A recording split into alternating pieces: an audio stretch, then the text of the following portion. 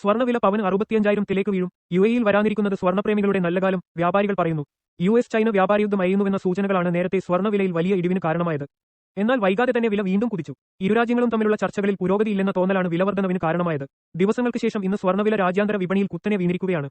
വ്യാഴാഴ്ച രാജ്യാന്തര വിപണിയിൽ $3,398 ആയിരുന്ന വില ഇന്ന് ഔൺസിന് $3,310 രേഖപ്പെടുത്തിയത്. വ്യാപാര കരാറാണ് വിലയിടിവിന് കാരണമായത്. ആഗോള വിപണിയിലെ വിലയിടിവ് യുഎഇയിലെ സ്വർണ്ണ വിപണിയിലും പ്രതിഫലിച്ചു. ഇന്ന് ഒറ്റയടിക്ക് 11 ദിർഹത്തിന്റെ കുറവാണ് യുഎഇയിൽ രേഖപ്പെടുത്തിയത്. ഇതാദ്യമായാണ് ഇത്തരത്തിൽ സ്വർണ്ണവിലയിൽ ഒരു ദിവസം ഇത്രയും വിലയുടെ ഇടിവ് സംഭവിക്കുന്നത്. നിലവിൽ രാജ്യത്ത് 22 കാരറ്റ് 1 ഗ്രാം സ്വർണ്ണത്തിന് വില 367.75 ദിർഹമാണ്.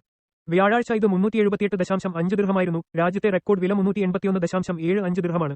വിലയിൽ നേരിയ കുറവ് രേഖപ്പെടുത്തിയാൽ തന്നെ സ്വർണ്ണപ്രേമികൾ ജ്വല്ലറികളിലേക്ക് ഓടുന്ന പതിവുണ്ട് യുഎഇയിൽ. അക്ഷയതൃതീയക്ക് വില നേരിയ തോതിൽ കുറഞ്ഞപ്പോൾ ജ്വല്ലറികളിൽ വലിയ തിരക്കാണ് അനുഭവപ്പെട്ടത്. എന്നാൽ ഇന്നിപ്പോൾ വില കുറഞ്ഞിട്ടും ആളുകൾ സ്വർണം വാങ്ങാൻ മടിക്കുകയാണ്. 370 ദിർഹത്തിന് മുകളിൽ വില ഉയരുന്നത് ആളുകളെ സംബന്ധിച്ച് വലിയ ഭാരമാണ്. 360 ദിർഹമാണെങ്കിലും പോലും ആളുകൾ പൂർണ്ണതൃപ്തരല്ല. അതുകൊണ്ട് തന്നെ വില കുത്തനെ കുറയാതെ അവർ വാങ്ങാൻ കൂട്ടാക്കില്ലെന്നാണ് സ്വർണ്ണ വ്യാപാരികൾ പറയുന്നത്.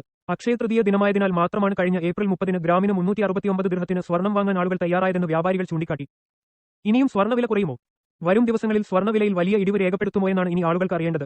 ഗ്രാമിന് 360 വരെ വില കുറഞ്ഞേക്കുമെന്നും അത്തരത്തിലൊരു വിലക്കിഴവിനുള്ള സാഹചര്യമാണ് നിലവിൽ നിലനിൽക്കുന്നതെന്നും വ്യാപാരികളിൽ ചിലർ ചൂണ്ടിക്കാട്ടുന്നു. ഒരുപക്ഷെ 355 ദിർഹത്തിലേക്ക് വില വീഴാനുള്ള സാധ്യതയും വ്യാപാരികളിൽ ചിലർ പ്രവചിക്കുന്നുണ്ട്. അതേസമയം 350 ദിർഹത്തിന് താഴേക്ക് വില കുറയാനുള്ള സാധ്യത കുറവാണെന്നും ഇവർ ചൂണ്ടിക്കാട്ടി. ഏപ്രിൽ 10-നാണ് രാജ്യത്ത് വില 351.25 ദിർഹം രേഖപ്പെടുത്തിയത്. അതേസമയം വില കുറഞ്ഞതോടെ ദുബായിലെത്തുന്ന സഞ്ചാരികൾ കൂടുതലായി സ്വർണം വാങ്ങുന്നുണ്ടത്രേ.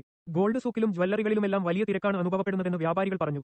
സഞ്ചാരികൾ ഇവിടെ നിന്ന് കൂടുതലായി വാങ്ങുന്നത് പുതിയ സ്വർണം തന്നെയാണ്. 10 പേർ വാങ്ങുന്നുണ്ടെങ്കിൽ 2 പേർ മാത്രമേ സ്വർണം പഴയത് കൊടുത്ത് പുതിയത് വാങ്ങാറുള്ളൂ. ആ ഒരു ട്രെൻഡ് തന്നെയാണ് ഇപ്പോഴും തുടരുന്നതെന്ന് വ്യാപാരികൾ പറഞ്ഞു. അതേസമയം യുഎഇ നിവാസികൾ കാത്തിരിപ്പിൽ തന്നെയാണ്. വില കുറയാതെ സ്വർണം വാങ്ങാനില്ലെന്നാണ് പലരുടെയും നിലപാട്. രാജ്യാന്തര വിപണിയിൽ ഇനിയും വില കുറയും. പക്ഷേ ഇത് സംഭവിക്കണം. യുഎസ് ചൈന വ്യാപാര ചർച്ചകളിലേക്കാണ് ഇനി നിക്ഷേപകർ ഉറ്റുനോക്കുന്നത്. യുകെയുമായി കരാറുണ്ടാക്കിയത് വിപണിയിൽ ആത്മവിശ്വാസം വർദ്ധിപ്പിച്ചിട്ടുണ്ട്. ചൈന യുഎസ് കരാർ കൂടി യാഥാർത്ഥ്യമാകുന്നതോടെ സ്വർണ്ണവില വീണ്ടും കുറഞ്ഞേക്കുമെന്നാണ് വിലയിരുത്തപ്പെടുന്നത്. എന്നാൽ ഇന്ത്യൻ രൂപയുടെ കനത്ത വീഴ്ച തുടർന്നാലും കേരളത്തിൽ വിലയിൽ യാതൊരു കുറവും ഉണ്ടാക്കിയേക്കില്ല.